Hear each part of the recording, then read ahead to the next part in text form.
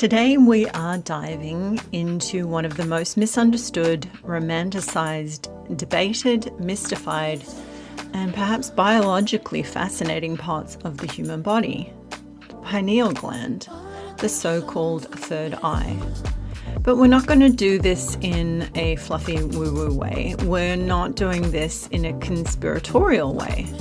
We're going to do this through the lens of neuroscience, biochemistry, consciousness studies, and then we'll layer the energetic conversation on the top. Because what if intuitive vision isn't mystical or mechanical? What if it's a collaboration, a biochemical and energetic partnership? I'm Heidi, and I'd like to welcome you back to Intuition on Tap, Episode 5, Intuitive Vision and the Pineal Gland. Let's begin. So firstly, let's look at what the pineal gland really is. First, anatomy. The pineal gland is a small, pea-sized endocrine gland located near the center of the brain, between the two hemispheres, and tucked into a groove where the two halves of the thalamus join. It's not in your forehead, and it's not floating between your eyebrows, where a lot of people envisage their third eye chakra. It sits deep within the brain, and it has one primary, scientifically confirmed function. It regulates circadian rhythm. The pineal gland secretes melatonin, which is a hormone derived from serotonin. That helps to regulate sleep-wake cycles. So, when light enters your eyes, signals travel to the master clock of the brain, which then tells the pineal gland whether to suppress or release melatonin. In other words, darkness equals melatonin release, and light equals melatonin suppression. So biologically, the pineal gland translates light information into hormonal information. So let's pause there for a moment, because that's already interesting. It converts light into chemistry. And if we zoom out symbolically for a moment, isn't that what intuitive vision does? It converts perception into meaning. So now let's look at the third eye across history. Long before MRI scans and endocrinology textbooks, ancient traditions spoke of a center of perception beyond the physical eyes. In yogic philosophy, the ajna, or third eye chakra, is described as the center of intuition, insight, and inner vision. In ancient Egypt, the Eye of Horus symbol closely resembles a sagittal cross-section of the brain, including the pineal gland's position. René Descartes, the 17th century philosopher, famously referred to the pineal gland as, quote, the seat of the soul. Now, did they have neuroscience? No, but they did have observation. And they observed altered states, dreams, visions, transcendent experiences. And they noticed these experiences felt internally luminous, like seeing without eyes. So across cultures, this gland became associated with perception beyond the sensory field. But here's the key. Ancient language was symbolic, whereas modern language is more biochemical. They're describing the same territory, but we're just using different maps. Melatonin, more than sleep. Most people think melatonin equals sleep, but melatonin does more than just make you drowsy. Melatonin is a powerful antioxidant, it is neuroprotective, it's involved in immune regulation, linked to mitochondrial health, and it is also influential in reproductive hormone modulation. It also increases during darkness, and darkness is neurologically interesting. Because when external sensory input reduces, internal imagery increases. Think about it. When you close your eyes at night, the visual cortex does not shut down. It reorganizes. REM sleep, or rapid eye movement sleep, where vivid dreaming occurs, is associated with intense neural activity, particularly in emotional and memory processing regions of the brain. So intuitive imagery, dream symbolism, and subconscious processing all occur in states where melatonin is elevated. Not because melatonin causes visions directly, but because melatonin facilitates internal neural reorganization. Darkness is not empty. Darkness is neurologically active, and the pineal gland governs that transition. DMT and the speculation. Now we enter maybe what some consider to be a little bit more controversial territory, DMT, dimethyltryptamine, a naturally occurring psychedelic compound found in plants, animals, and potentially produced in small amounts in the human body. For years, there's been speculation that the pineal gland produces DMT, particularly during birth, death, and near-death experiences. In 2013, researchers detected trace amounts of DMT in rodent pineal glands. But unfortunately, the human studies are still inconclusive. We don't have definitive evidence that the pineal gland produces meaningful levels of DMT in humans. But here's what we do know. DMT profoundly alters visual perception. It generates complex geometric imagery, archetypal encounters, and hyper-real internal worlds. It temporarily disrupts the brain's default mode network, which is the part associated with ego and narrative identity. So when that network quiets, perception reorganizes. And here's the interesting bridge. Meditation also quiets the default mode network. So does deep prayer, so does breath work, so does yogic practice, so does trauma release work, and so does hypnosis. In other words, altered perception is correlated with altered neural organization. Whether DMT is centrally involved or not, the pineal gland sits within a network of structures, thalamus, limbic system, prefrontal cortex, that absolutely influence perception.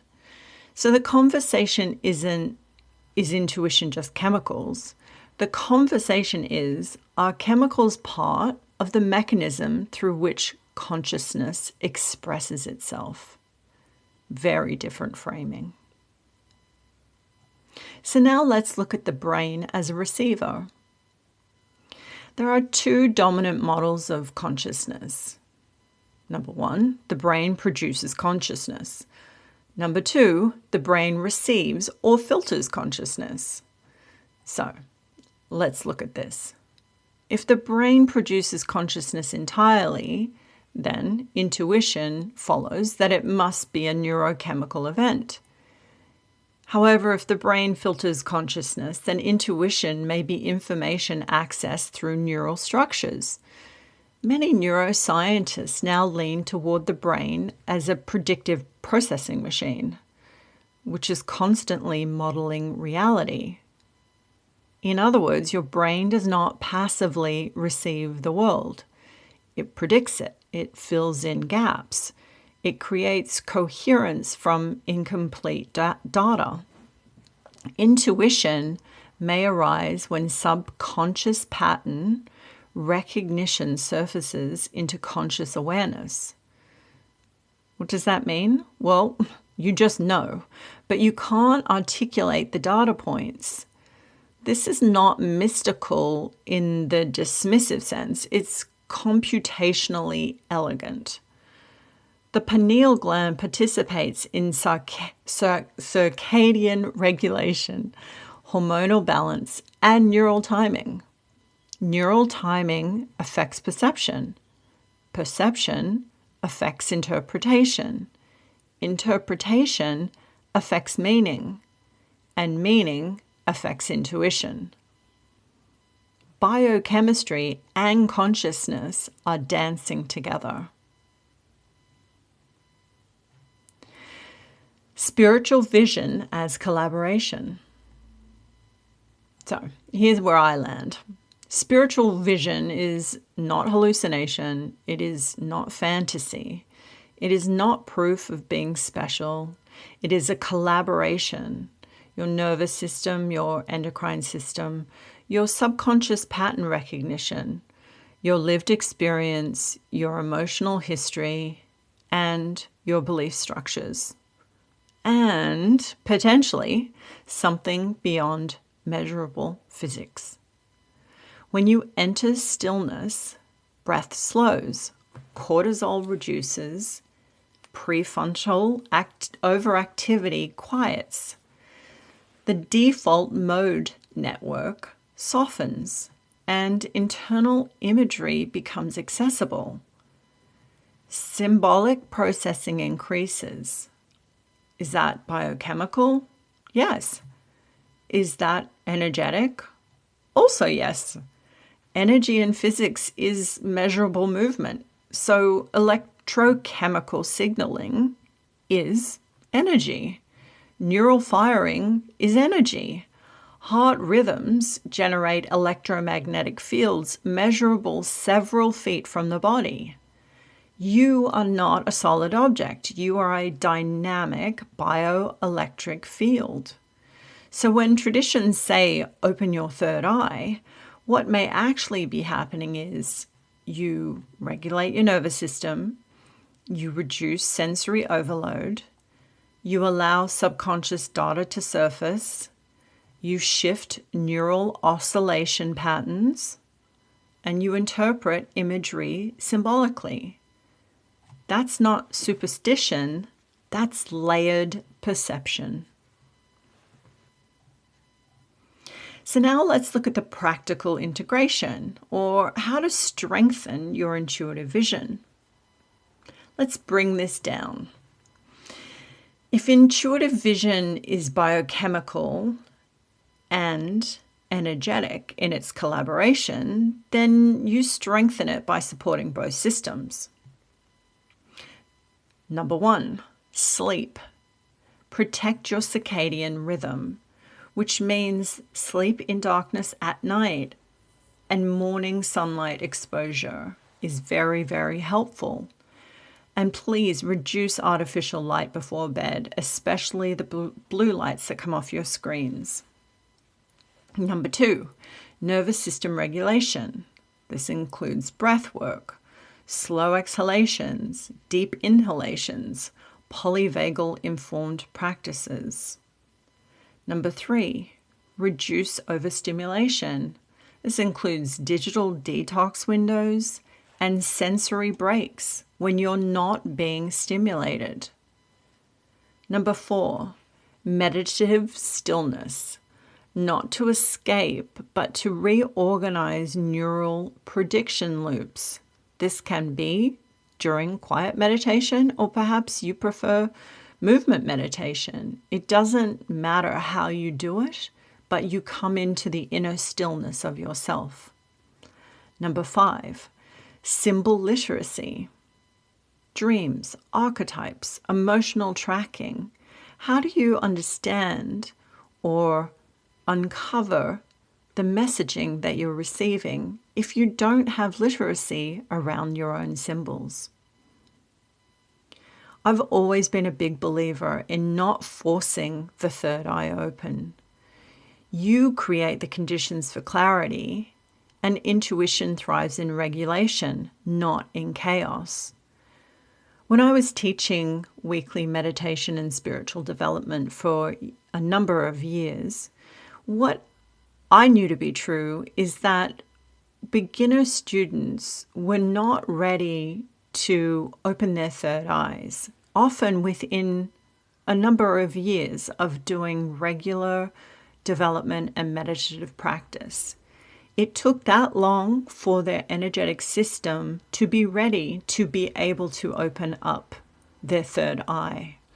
So whenever anybody jumps to that, that's the, I guess, most mystical or most powerful way that you can access your intuitive intelligence, I will wholeheartedly disagree. What I would encourage you to do is focus on your regulation, focus on your body first, and then it will naturally open when you're ready. Let's look at the decalcification myth. A quick myth-busting moment. So there is a popular belief that fluoride calcifies the pineal gland and blocks intuition. Calcification of the pineal gland is actually common with age, and it appears on imaging in many healthy adults. It's controversial whether or not there is scientific evidence that fluoride consumption meaningfully blocks spiritual perception, although consumption over time definitely may negatively affect it.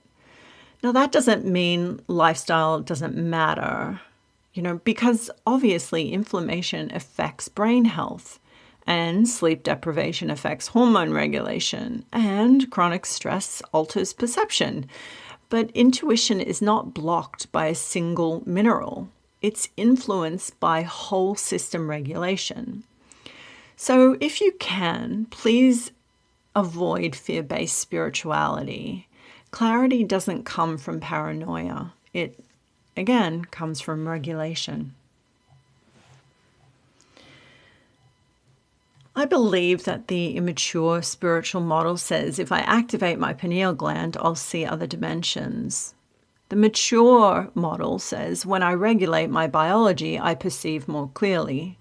And sometimes what you perceive more clearly is not necessarily light beings, it's your own truth, your own red flags, your own misalignment, and your own brilliance. The most powerful intuitive vision is discernment. Not spectacle, discernment. And discernment requires a calm nervous system and a regulated hormonal environment. That's the biology of it. So, let's round this up. Is the pineal gland magical? Not necessarily. Is it meaningless? No, definitely not. It is a part of a whole system. And systems create emergent properties. You are not only your pineal gland or your third eye. You are not only your melatonin levels, and you are not a DMT surge. You are a whole consciousness operating through a biochemical instrument that we call our bodies, our physical experience.